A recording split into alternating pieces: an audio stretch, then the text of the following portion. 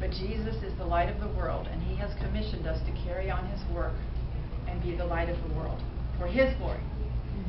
The key here is not to look to ourselves and our issues and our emotions. The key is to look to the greatness of God. He must increase, I must decrease. John 3:30.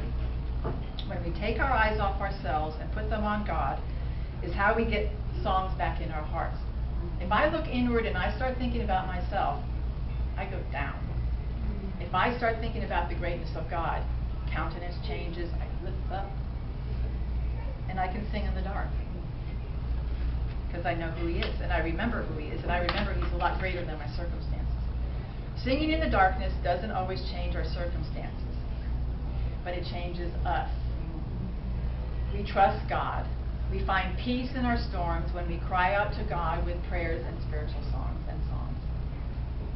When we see the world and our lives with spiritual eyes, we are walking by faith and not by sight. And that's what this is. Spiritual eyes. You walk by faith and not by sight. Don't go by how things look. Go by faith and hope and trust in God and what his word says and what his promises say. Because the Bible says we are a chosen people. We are a royal priesthood.